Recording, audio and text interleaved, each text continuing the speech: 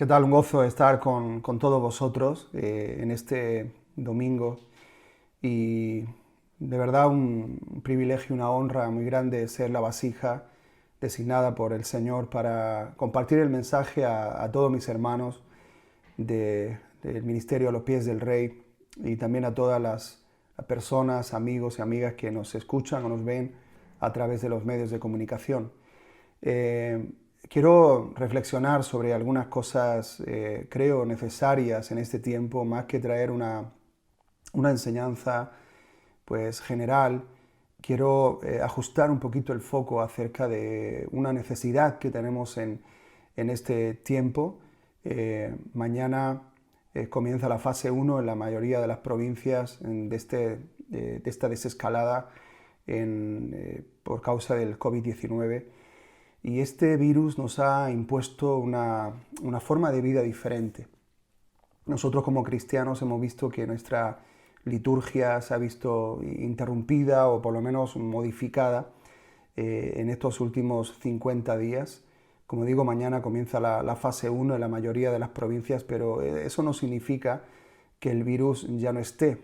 Puede parecer o dar la sensación de que parece que a partir de mañana el virus se va de vacaciones y ya nosotros podemos salir. De lo que se trata es que podamos poco a poco reactivar la economía, reactivar pues, el aparato social y económico de España para no entrar en una crisis peor. Hay algunas instrucciones del gobierno que nosotros tenemos que seguir a rajatabla para que bueno, pues, el contagio sea el menos posible y tenemos que adaptarnos a la idea de que, por ejemplo, tenemos que guardar 2 metros, tenemos que ir con una mascarilla puesta.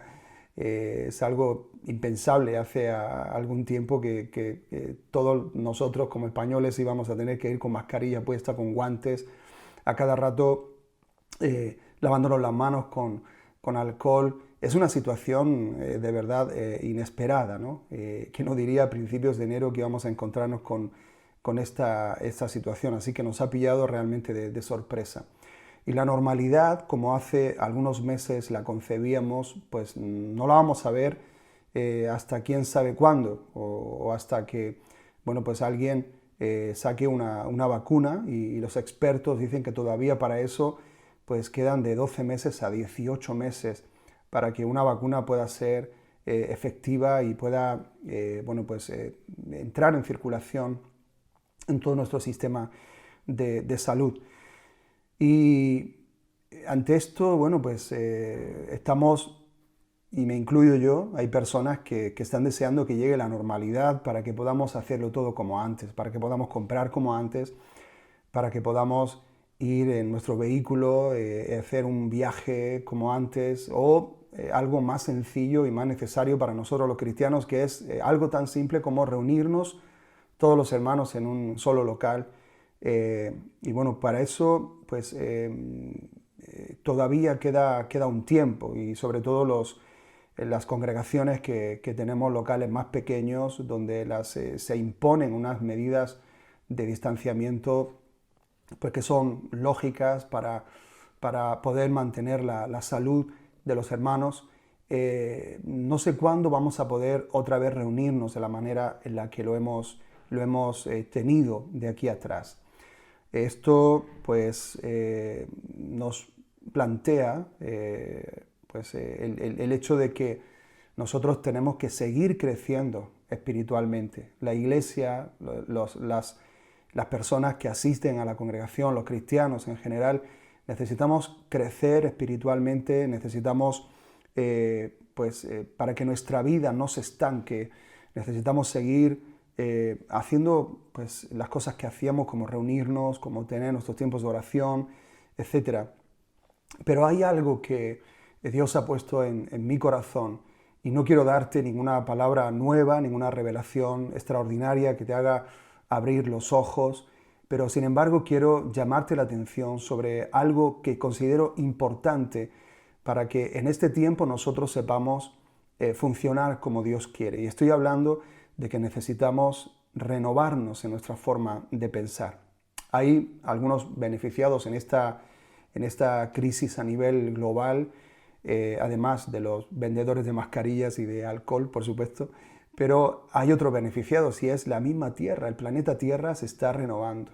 Estamos viendo en las noticias cómo los aires, por ejemplo, de China, donde empezó el primer foco del COVID-19, cómo los aires de China son totalmente diferentes desde hace un año. Yo me imagino que los ciudadanos de China tienen que estar asombrados de ver por primera vez en muchos años el cielo, o algo tan sencillo que podemos tener en alguna parte del planeta, por ejemplo España, ver el cielo en una forma natural, las estrellas, la luna, la noche, etc.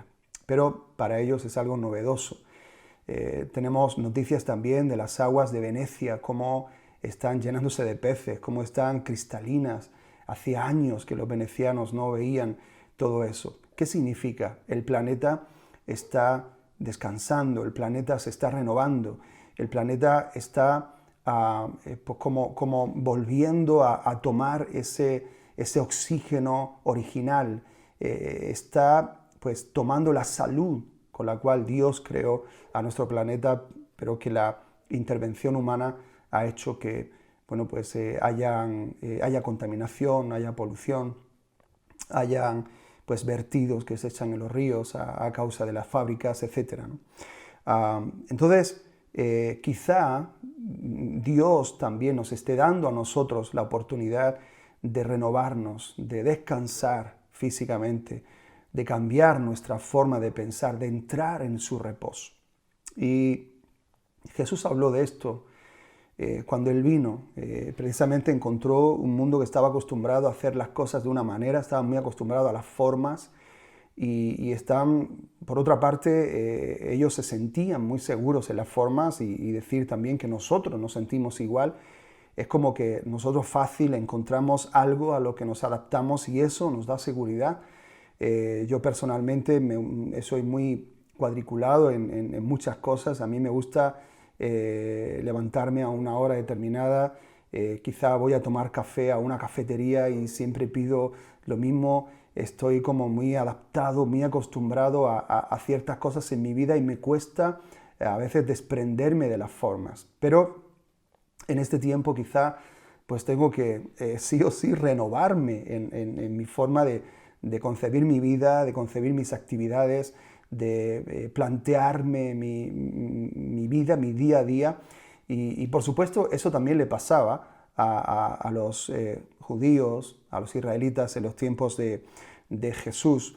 Él encontró precisamente a personas que estaban acostumbrados a hacer las formas de una manera y no tenían necesidad de cambiarlas porque pues, podían decir, bueno, pues siempre la hemos hecho así, o por lo menos nosotros la hemos hecho así, nuestros padres la hicieron así, nuestros abuelos lo hicieron así, y no tenemos necesidad de cambiar los hábitos. En un principio hay que decir que, por ejemplo, la secta de los fariseos, los escribas, comenzaron guardando la ley en una forma, después de los tiempos de Esdras. Esdras corrigió en el pueblo una deficiencia y a partir de ahí se dice que comenzó a surgir los escribas, que eran los intérpretes de la ley, los que explicaban la ley al pueblo, y los fariseos en este caso eran los que cumplían a rajatabla todo lo que los escribas interpretaban.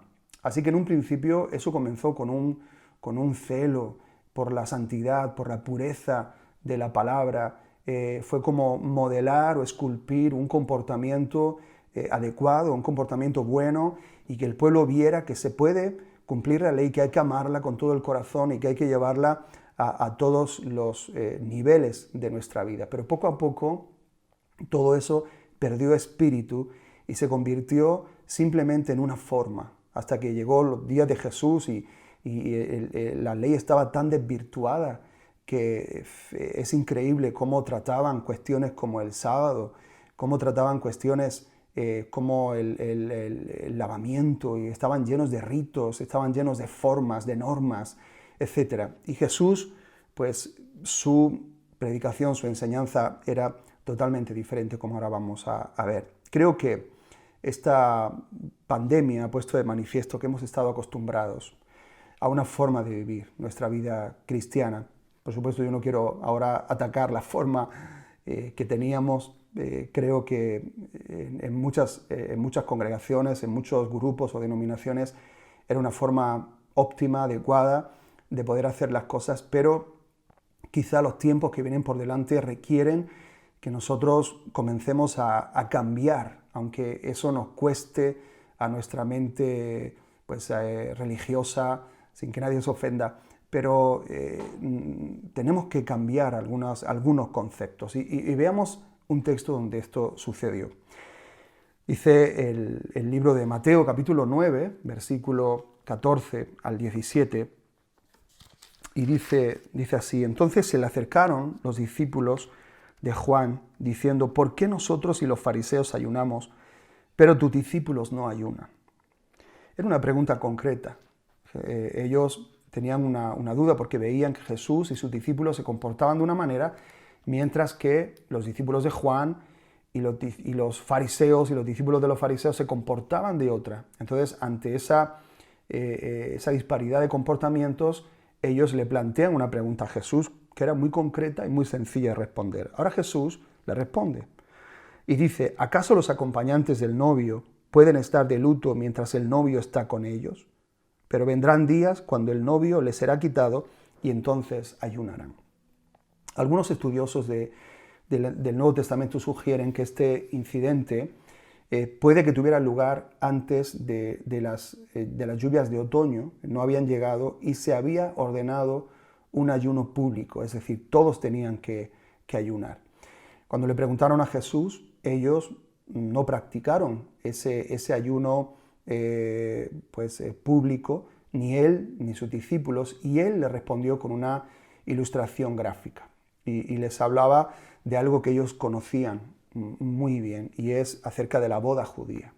Una boda judía era una ocasión para una fiesta extraordinaria. Una de las características de esa boda es que la pareja de recién casados no se iban inmediatamente de viaje de novios, sino que permanecían en la casa durante una semana, en la cual tenían la puerta abierta para que todos los amigos que quisieran durante esos 7 días pudieran ir a la casa y celebrar. Era una boda pues, de 7 días, no los 7 días en un mismo lugar, sino que el resto de los días después de lo que era la unión entre el hombre y la mujer, pues iban a la casa y allí los amigos venían, y el tratamiento que se les daba a los novios era, les hablaban como a un rey y a una reina, era un tratamiento especial. Entonces los novios lo que hacían era pues alegrarse, o sea, era una semana de fiesta, era una semana donde también en esas ocasiones la gente pobre y sencilla tenía la alegría de esa boda, el regocijo, la fiesta, la abundancia de comida, de bebida que los novios le ofrecían. Así que era un tipo de un gozo. A estos amigos del novio se les llamaba los hijos del tálamo nupcial. Así que Jesús en esta ocasión se compara a sí mismo con el esposo y a sus discípulos como los hijos del tálamo.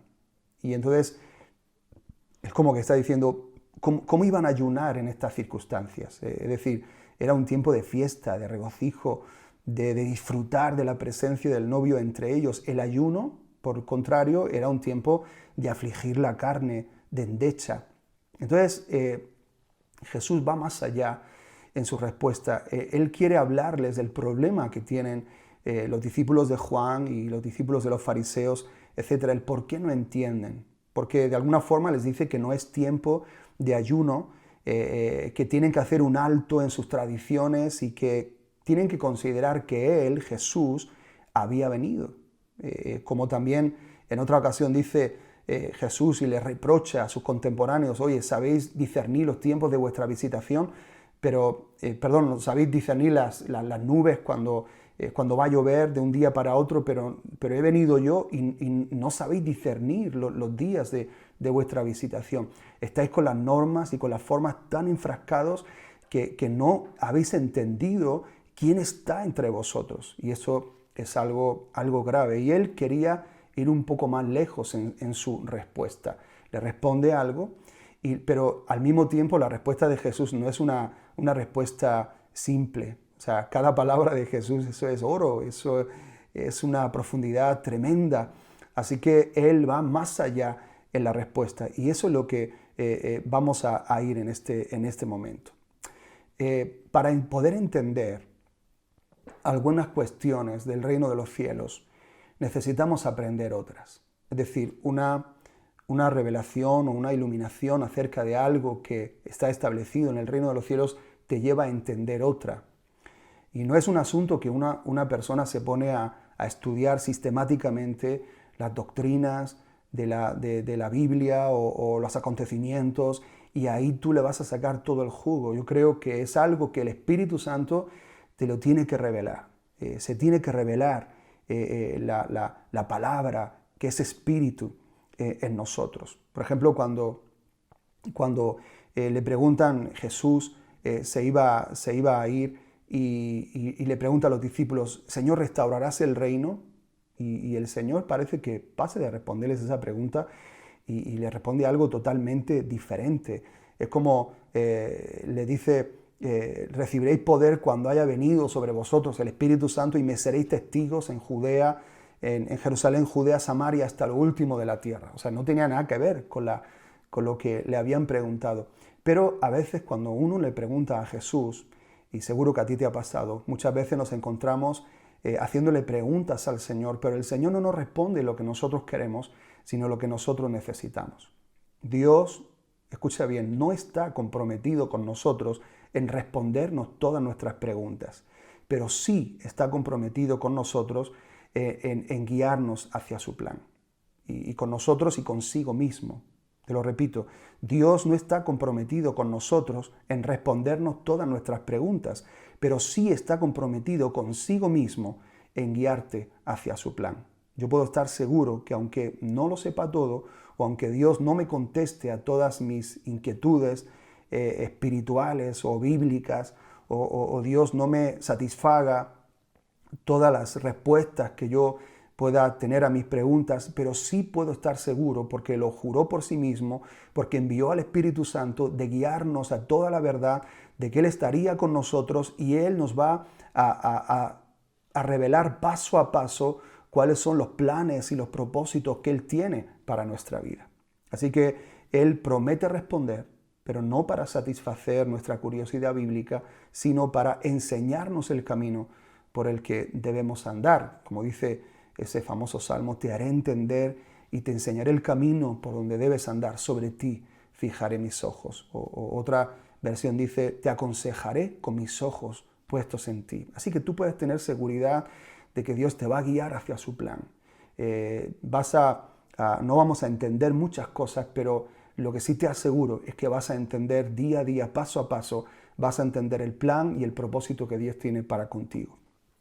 Ahora, Jesús no era un maestro de teoría, sino que era un maestro de vida. Él quería llevar a los discípulos no a un entendimiento lógico de las Escrituras, sino que quería llevar a los discípulos a un entendimiento espiritual de las Escrituras y más allá a catapultarlos cuando Él se fuera y viniera el Espíritu Santo, catapultarlos al comienzo de la iglesia, que iba a ser la expresión del mismo Jesús aquí en la tierra, impulsada, potenciada por el mismo Espíritu Santo. Así que Él tenía que derribar viejos conceptos. Yo me imagino a Jesús con un gran mazo en el Espíritu, derribando argumentos, derribando formas, conceptos filosóficos, porque en ese tiempo Jerusalén por una parte estaba invadido por el pensamiento griego que durante cientos de años había conquistado el territorio, y cuando Roma conquista Grecia parece como que ese conocimiento o esa luz que decían los filósofos que el conocimiento era, parece que había también invadido algunos estratos de la sociedad romana.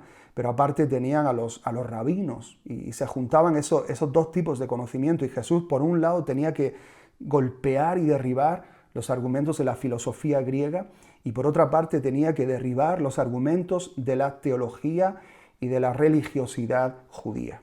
Así que la respuesta de Jesús iban a suponer cambios drásticos en la mente de la gente. Ellos tenían que renovarse de la manera vieja que tenían de pensar, de hacer las cosas, para comenzar a hacerlas a la manera de Jesús.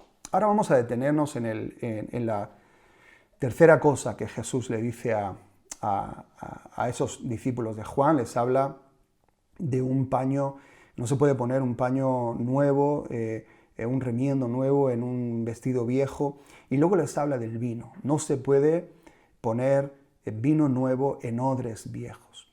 Y vamos a hablar acerca de esto un poquito. Sé que es un tema que muchas veces lo hemos tocado, pero quiero, a modo de introducción, quiero hablar un poquito de esto.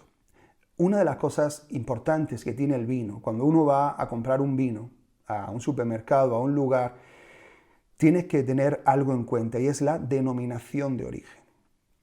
Esa denominación de origen te está aportando algunos datos acerca de ese vino. Por ejemplo, el lugar geográfico donde ese vino se ubica, y también es como la denominación de origen implica también costumbres, mitos, leyendas, historias de esos lugares y de esa gente que con su saber han sido capaces de crear un producto de un singular y excelsa calidad. Cuando uno va y, por ejemplo, ves una denominación de origen de Jumilla, oye, pues en Jumilla hay buen vino.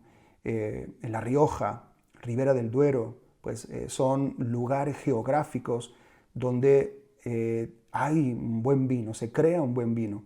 Entonces, cuando uno va y ve la denominación de origen que procede de ese lugar, pues uno puede guiarse, ubicarse en cuanto a escoger un buen vino. Entonces, Jesús aplica esto para hablar de sí mismo, porque el vino nuevo que Cristo va a traer venía con denominación de origen también. La palabra venía del cielo.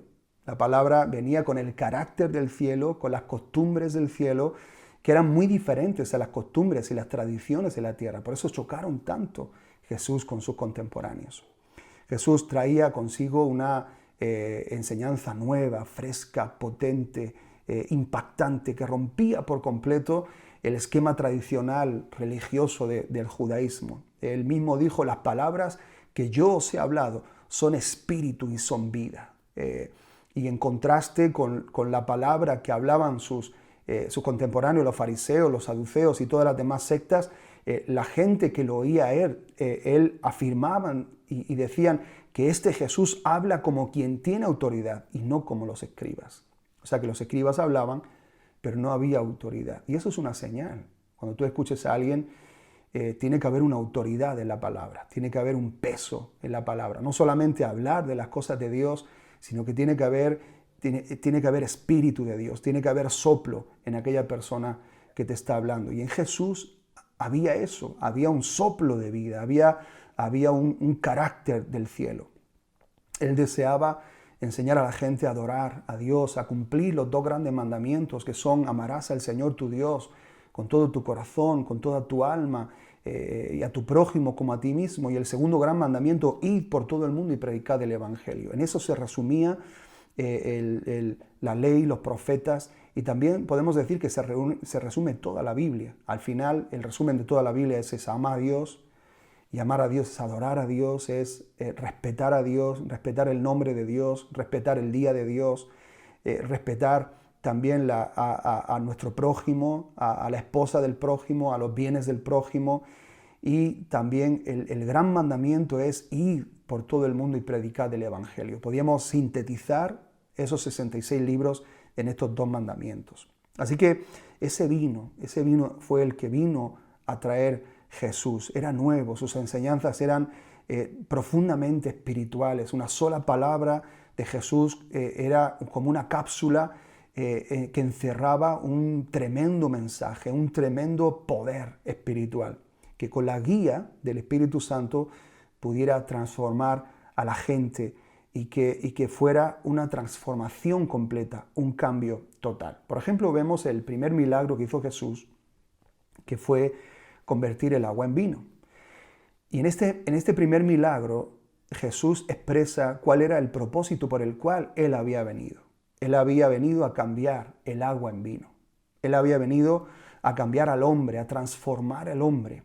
El agua, en este contexto, como en otros contextos de la palabra, es un símbolo de pecado, de lo terrenal, de lo humano. Por ejemplo, pues el cuerpo humano está compuesto por un 60% de agua. El cerebro se compone de un 70% de agua.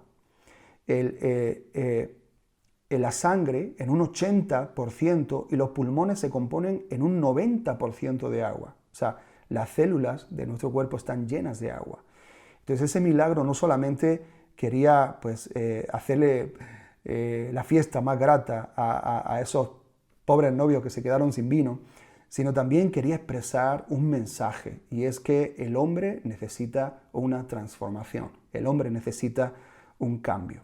Así que Jesús vino a transformar la naturaleza del hombre, la cual solo puede ser cambiada por la intervención de Dios. Entonces, solo puede ser cambiada por un milagro, y es que Jesús nazca en tu corazón. Esto no es un asunto de nosotros buscar a Jesús o recibir a Jesús, sino que tiene que venir Jesús a nuestra vida y nosotros después podemos aceptarlo. Es un milagro que tú y yo podamos haber nacido de nuevo, que podamos entender las cosas de Dios, que podamos abrir nuestros ojos al mundo espiritual y ver ese propósito tan grande y tan poderoso que Jesús tiene con nosotros. Es un milagro tremendo, y por lo cual tenemos que alabar a Dios cada día, tenemos que agradecer a Dios cada día, y tenemos que inflarnos el pecho de satisfacción y orgullo de poder tener un Dios tan grande que ha hecho una obra tan maravillosa en nosotros. Así que el vino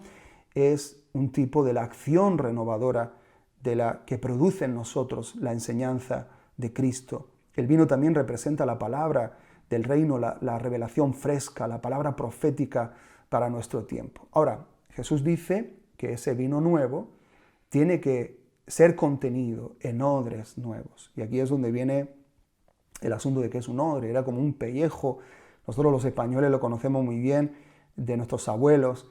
Ellos usaban la bota de vino. Ahora no se usa mucho. Quizá en algunos lugares de campo pues todavía se pueda usar la bota, la famosa bota de vino. Pero en Israel en ese tiempo era muy conocida. Era como un pellejo hecho de piel de animales que servía para contener el agua, la leche, la miel, el vino y otros líquidos, pues mantenerlos frescos y en óptimas condiciones para su uso. A los odres viejos, aquí la palabra que usa la Biblia es la palabra arcaicos, arcaico, para referirse a personas pertenecientes a una era anterior. También arcaico significa aquello que era familiar y bien conocido en contraste con aquello que es reciente. Es decir, arcaico es no reciente, gastado, es antiguo o añejo, algo que pertenece a los días pasados de la experiencia de una persona. Odre viejo es la bolsa de cuero demasiado usada, gastada, que ya no tiene flexibilidad, ya no tiene la capacidad de expandirse. Ante el vino nuevo, cuando el vino fermenta aún todavía dentro del odre, si el odre no se expande, no tiene la facultad de expandirse, el vino, con la producción de gases de la fermentación del propio vino, lo que va a hacer es romper el odre y el vino se va a derramar. Entonces es un cuero que está tieso, porque con el tiempo ese recipiente lo dejaron de usar. Entonces el odre representa, en este caso, a la persona en su ser interior. Representa a la persona que es espiritual, mental, emocional, física. Todos nosotros somos odres. Ahora, el asunto es que tenemos que preguntarnos si nuestro odre es viejo, es arcaico o es nuevo. Si nosotros como odres todavía estamos anclados en las experiencias pasadas, estamos anclados en las palabras que Dios nos habló en una era anterior, aquello que nos es familiar, bien conocido, aquello que estamos acostumbrados a hacer, pero que no es reciente, algo que no tiene una actualización. Entonces, En contraste, el odre nuevo, dice la Biblia en el original, que es odre acabado de renovar. Es decir, es como que cada día Dios tiene un vino nuevo para nosotros, Dios tiene una palabra fresca para nosotros, Dios tiene una instrucción específica para nosotros y nosotros tenemos que estar acabados de renovar. O sea, cada día es como que el fabricante nos hace un odre, el ser un odre nuevo. Entonces, hay muchas cosas que podemos compartir de esta cosa, pero quiero destacar algo que vi en el libro de Gálatas, de cómo puede una persona conservar todavía algo viejo. Y hay dos palabras que son muy familiares para el tiempo en el que estamos viviendo nosotros, por lo menos desde hace 50 días. Y quiero abrir la Biblia en el libro de Gálatas, en el capítulo 3. Pablo le escribe una carta entera a los Gálatas porque se había introducido en la iglesia unos maestros que querían llevar otra vez a la ley de las obras, de los ritos, de los días, de los lavamientos, de la comida, etcétera, a ellos. Ellos, los Gálatas, habían recibido el vino nuevo a través del ministerio, de la predicación del apóstol Pablo, pero su corazón parece que estaba volviendo otra vez a lo viejo, a lo arcaico, aquello que estaba caduco. Y entonces el apóstol Pablo, pues es una carta evidentemente poderosa, que contiene una enseñanza excepcional, pero quiero rescatar algunos versículos. El capítulo 3, el versículo 23, y dice, y antes de venir la fe, estábamos encerrados bajo la ley, confinados para la fe que había de ser revelada. Fíjate que dos palabras, está diciendo dos palabras que son muy conocidas y muy familiares para nosotros, por lo menos en estos 50 días. Y es, estamos encerrados y confinados. Esa es la realidad, estamos confinados. ¿Qué es estar confinado? Confinado es estar metido en un lugar sin poder salir, encerrado, enclaustrado, como quieras decirlo. Pero la idea es como que está en un lugar, en este caso nosotros llevamos casi 2 meses metidos en un lugar, en una casa, y aunque evidentemente tenemos nuestras comodidades, pero no tenemos libertad para salir. Hay un mundo que nos espera afuera, hay carreteras, hay cielo, hay mar, hay campo, hay de todo, pero nosotros estamos confinados en un pequeño espacio. Eso es lo que le pasaba a los Gálatas. Los Gálatas habían recibido la libertad a través del vino nuevo de Cristo, de la palabra del apóstol Pablo que venía con la manifestación del poder de Dios, pero ellos habían visto esa libertad y por un momento habían experimentado esa libertad, pero ahora estaban volviendo otra vez atrás. Estaban como otra vez entrándose y confinándose en una casa diciendo, no, esto es lo que hemos aprendido y esto es lo que nos da seguridad. En el mundo hay muchas cosas, en el mundo hay muchos accidentes, en la vida, en el espíritu es muy, a veces no podemos calcular o no podemos medir las consecuencias o las cosas que nos puedan pasar. Mejor nosotros nos quedamos aquí confinados. Y así están muchas personas. Aprendieron algo y se quedaron confinadas.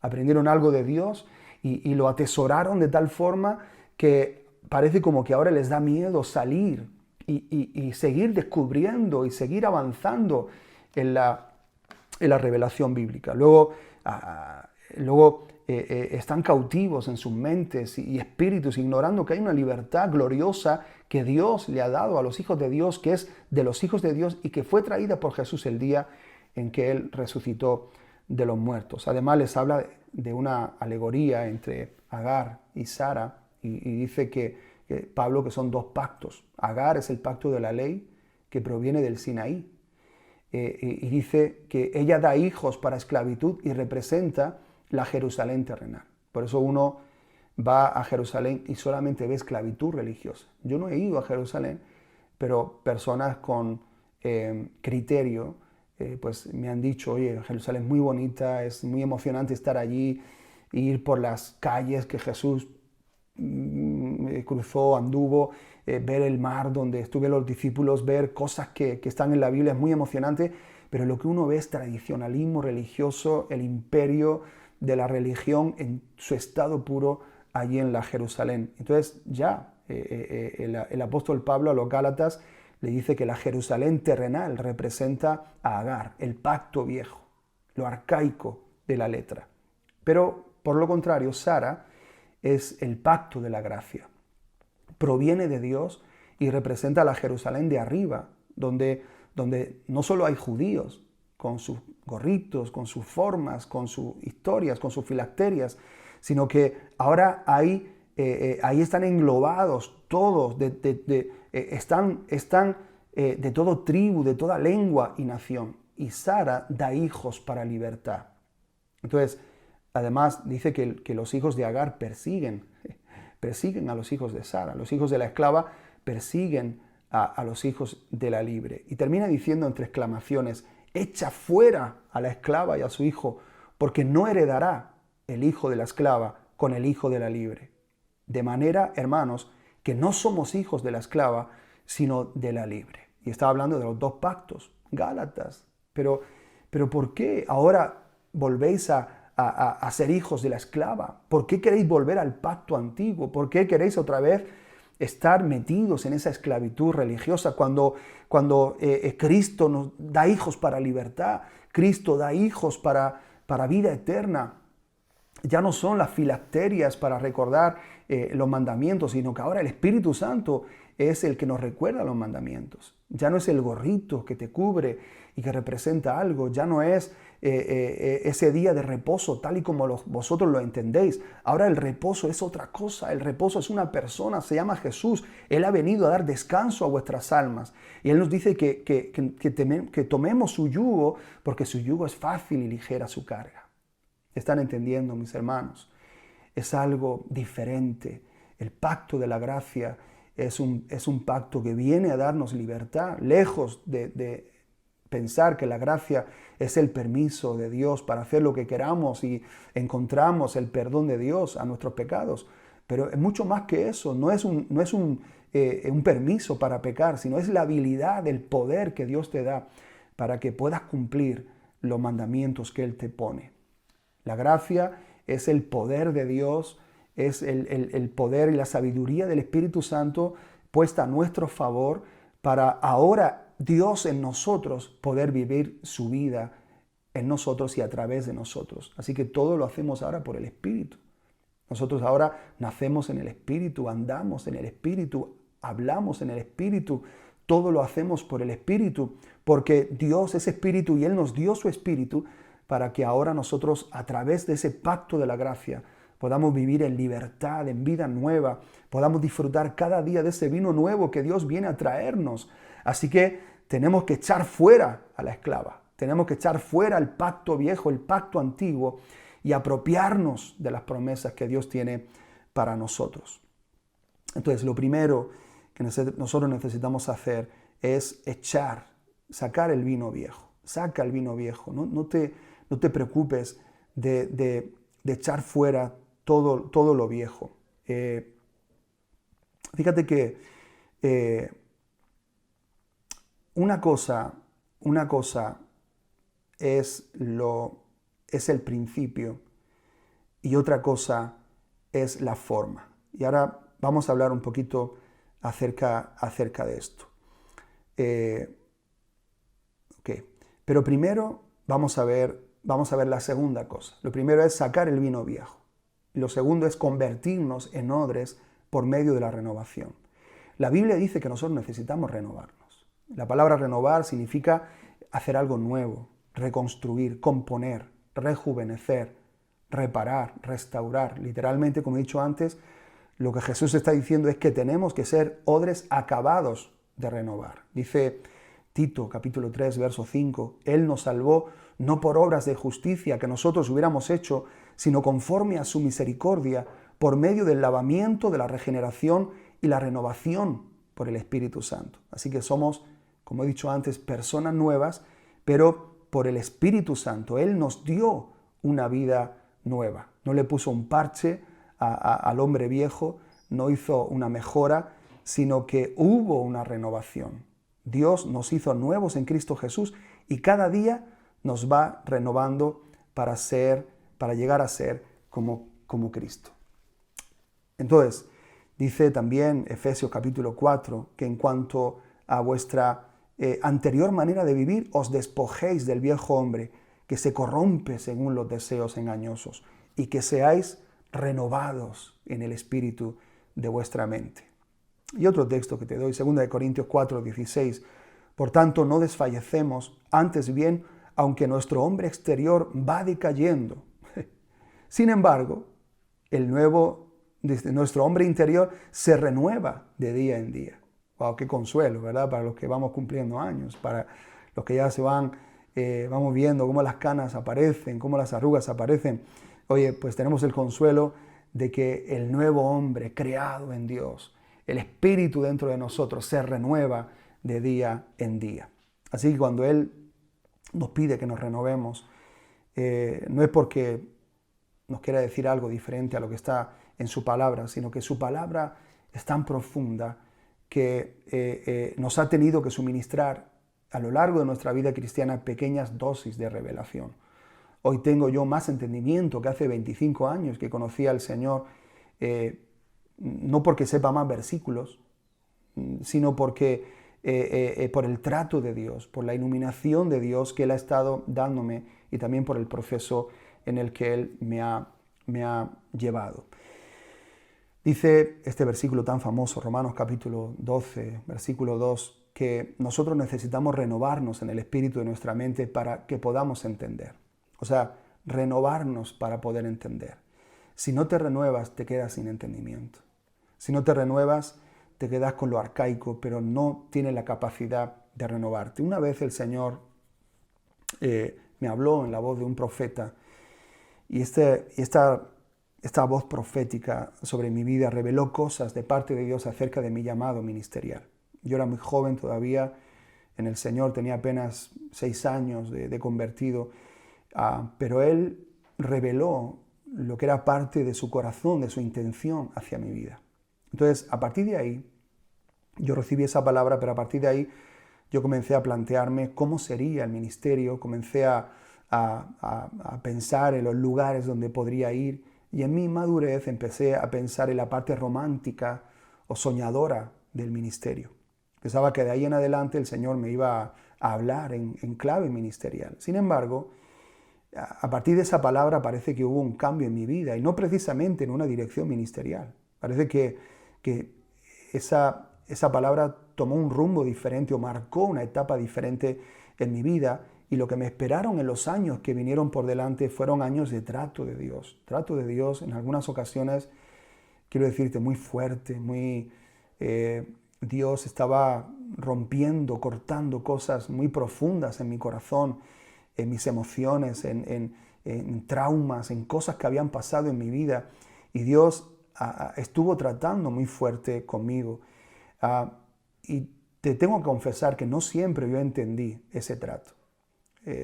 No supe por qué de ese proceso. En algún momento hasta dudé de mi llamado. Pensé, pues que se había equivocado, o que quizá pues acertó. Hay profetas que en vez de hablar la voz de Dios, la palabra de Dios, es como que te dan un acertijo. A veces acierto, ¿no? Con esta persona, ¿no? Como también me han dado algunas palabras intentando acertar. Y dudaba de mi llamado, porque el derrotero que estaba tomando mi vida era diferente al que me marcó esa palabra profética. Ahora, yo tuve que, no sé en qué momento, pero tuve que cambiar mi forma de pensar y ajustarme a la intención de Dios más allá de los propios sueños de mi carne. Es como que uno está pensando en una cosa, uno está tratando de que Dios haga algo, pero Dios quiere hacer una cosa totalmente diferente. Entonces, la renovación del entendimiento, de nuestra forma de pensar, va a hacer que nosotros podamos ubicarnos en el presente espiritual. Porque somos un odre acabados de renovar. Porque vamos a recibir la palabra adecuada para nuestro tiempo. Entonces, ser un odre nuevo significa tener la capacidad de cambiar y adaptarnos a lo nuevo, a lo que Dios nos trae. Entonces, esto es lo que te quería compartir antes. Hay principios y hay formas. Un principio, yo lo he hecho de esta forma o lo he desgranado de esta forma. Un principio es una norma de Dios revelada a la Iglesia por el Espíritu Santo que va a hacer fácil la relación de Dios con el hombre y el correcto entendimiento de su propósito eterno. Y este principio, el principio nunca puede variar. Esto te lo voy a repetir, es muy interesante. Un principio es una norma de Dios revelada a la Iglesia por el Espíritu Santo que a través de ese principio va a hacer fácil mi relación con Dios. Voy a poder entender cuál es la intención de Dios para mí y el correcto entendimiento de su propósito eterno. Es decir, Dios es grande, Dios es poderoso, es sumamente profundo, es inescrutable, insondables son sus caminos y su sabiduría. Ahora Dios establece principios o normas por las cuales yo voy a entender y a poder relacionarme correctamente con Él. La forma, sin embargo, varía de acuerdo a la cultura, de acuerdo al tiempo de la historia en la que vivimos, a los recursos, etc. Por ejemplo, el principio, amarás al Señor tu Dios con todo tu corazón, con toda tu alma, etc. Aquí, el principio que revela la palabra es la necesidad de ¿qué? De adorar a Dios, amarlo a Él por encima de todas las cosas. ¿A la cual es la forma? Le puedes adorar con un canto, le adoras con tus pensamientos, le adoras en un local lleno de gente, le adoras cuando estás solo en tu casa, le adoras en el coche, le adoras en el campo, en la playa, en tu lugar de trabajo, le adoras donde tú quieras, puedes adorarle, porque las formas de adorarle pueden variar. Algunos pueden orar con los ojos abiertos, pero parece que se nos impone la forma de orar con los ojos cerrados. Cierra tus ojos, vamos a orar. Sí, es verdad que nos libra de distracciones, pero es una forma. Podemos adorar a Dios con los ojos abiertos, podemos orar con los ojos abiertos, mirándonos unos a otros, mirando un paisaje, mirando cualquier cosa. O sea, varían las formas, aunque el principio es el mismo. Otro principio, no dejéis de congregaros. La forma,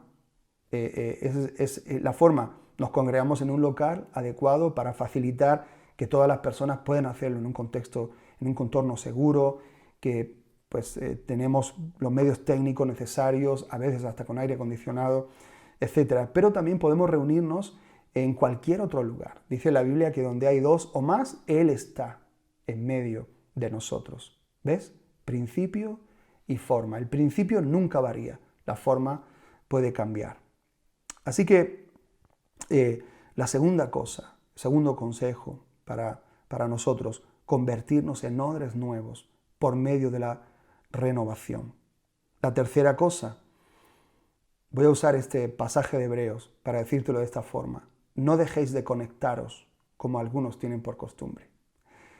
Como veis, la forma cambia. Ya no podemos estar en un local, no podemos adorar juntos en un local, no sabemos hasta cuándo podremos estar todos los hermanos como lo hacíamos, dándonos abrazos, saludándonos, compartiendo el sudor, compartiendo el maquillaje. Cuando las hermanas empiezan a brincar y nos abrazamos, pues todos compartimos el pintalabios, el maquillaje, todo. No sabemos cuándo vamos a poder otra vez adoptar esa forma, pero hoy quizá ahora la forma es a través de los medios de comunicación, a través de videollamadas. Podemos congregarnos, porque el principio está. La forma varía, pero ahí estamos, conectados. Podemos adorar a Dios juntos, podemos escuchar la palabra, podemos ahí abrazarnos incluso en el Espíritu, o también abrazarnos a nosotros mismos, porque dice Dios que amemos a nuestro prójimo como a nosotros mismos. Así que si nos abrazamos a nosotros, por extensión, estamos abrazando también a nuestro prójimo. Cuarta cosa que te digo, afírmate en la verdad presente. Escucha a tus pastores o las voces autorizadas que te ayuden a ubicarte en tu presente. Hoy en día tenemos muchas cosas que se están diciendo, juicios de Dios, hay algunas incluso teorías de conspiración, como que todo esto está orquestado por un magnate de las nuevas tecnologías. y hay pues, voces que se levantan para hablar todo este tipo de cosas, pero yo te aconsejo que escuches a tus pastores, escuches a la voz de tus pastores, porque esa es la voz que te va a ayudar a poder interpretar tu presente. A veces escuchamos otras voces porque queremos que esas voces nos digan algo que tenemos que hacer, pero al final nosotros necesitamos ser pastoreados, necesitamos ser ministrados y guiados hacia el propósito que Dios tiene con nosotros en base también a un conocimiento que nuestro pastor tiene acerca de nuestras vidas. Entonces, tu pastor siempre te va a dar una palabra adecuada, tu pastor siempre te va a dar una palabra en base a la palabra de Dios, pero también en base a tu necesidad, en base al tiempo en el que tú estás. Por eso te digo que te afirmes en la verdad presente. Afírmate en lo que Dios tiene para ti en este presente. Quizá tienes que dejar de pensar en el pasado, desechar todo lo viejo y también, en un sentido, no tienes que preocuparte demasiado por lo que va a venir. Estamos angustiados por la gran tribulación, porque estamos en el principio de dolores, estamos ya sufriendo las contracciones del parto. Es posible que sí, posiblemente nos estamos acercando a los últimos tiempos, pero Jesús nunca nos dijo que nosotros nos preocupáramos o nos turbáramos cuando vinieran los últimos tiempos o cuando viéramos señales. Todo lo contrario, Jesús dijo que tuviéramos paz, que alzáramos nuestra cabeza porque nuestra redención está cerca. Y también cuando Cristo vaya a venir por su iglesia, yo estoy totalmente seguro que el Espíritu que está en la novia, el Espíritu que está en nosotros, en la iglesia, Él nos va a dar testimonio de que la venida de Cristo se acerca.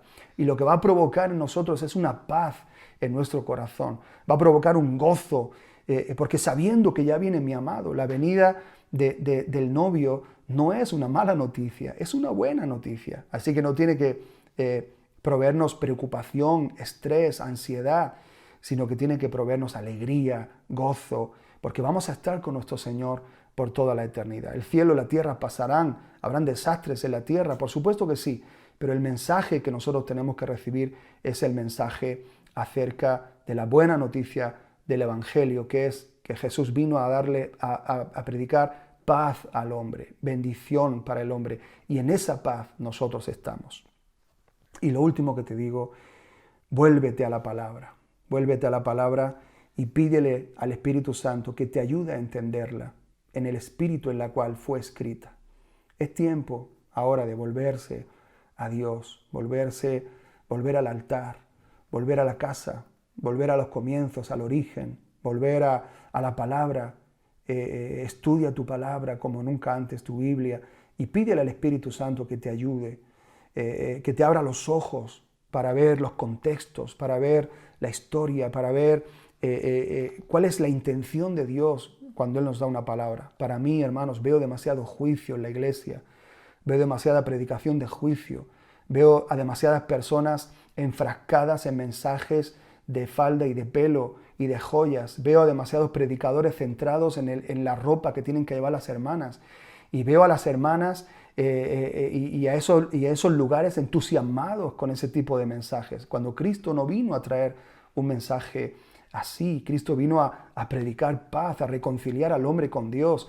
El mensaje de Cristo es un mensaje de salvación, de reconciliación. Es un mensaje en el que nosotros tenemos que decirle al hombre, a la mujer, a las prostitutas, a los drogadictos, a lo peor de la sociedad. El mensaje nuestro es un mensaje de redención, de justificación, es un mensaje de reconciliación. Así que dejemos de hablar a los hombres en ese tono, aunque tenemos que hablar de pecado, claro que sí, y seguiremos hablando de pecado, pero yo creo que el Espíritu Santo está diciendo, la puerta está abierta, entren al gozo del Señor, entren, Dios está con su rostro favorable, Él no te va a mirar con desdén, Él no te va a echar fuera. Los brazos del Señor están abiertos para todos aquellos que quieran venir a abrazarle, a entrar en comunión con Él. Y ese es el espíritu de la palabra. Y en base a ese espíritu nosotros tenemos que leer y entender la palabra del Nuevo Testamento. Así que el nuevo entendimiento que produce en mí este vino nuevo requiere cambios radicales en mi vida. Posiblemente te vas a encontrar con que vas a tener que cambiar ciertas cosas. Y esos cambios quizá van a provocar crisis en tu vida, porque cada vez que nosotros tenemos que dejar algo arcaico, algo viejo, algo a lo cual está pegado a nosotros durante muchos años, y tenemos que desincrustarlo, quizá te va a dejar una herida, pero eso va a sanar, va a curar, y Dios te va a dar una libertad que tú nunca has visto. Así que el Espíritu le dice a la iglesia: renuévate, iglesia, renuévate, cambia tu forma de pensar, deja lo viejo, desecha todo lo viejo, abre tu corazón, abre tu espíritu al vino nuevo que Dios te quiere dar en este tiempo.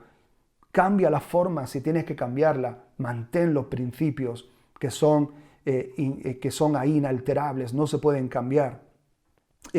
No dejes de conectarte con las videollamadas, no dejes de conectarte con las reuniones en tu iglesia. Quizá si estás en una iglesia un poquito más grande, puedes tener la oportunidad ahora de congregarte, quizá pues con un distanciamiento.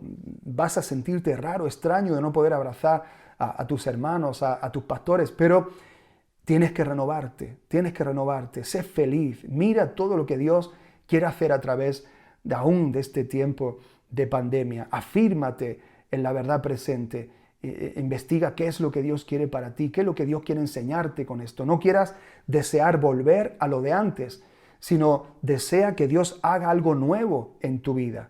Y el futuro lo sabe Dios, está en las manos de Dios. Dios sabe cuándo vamos a volver a reunirnos todos, a que todo vuelva a una normalidad, aunque yo quiero, Señor, si tú estás en control, tú también estás en control de este tiempo.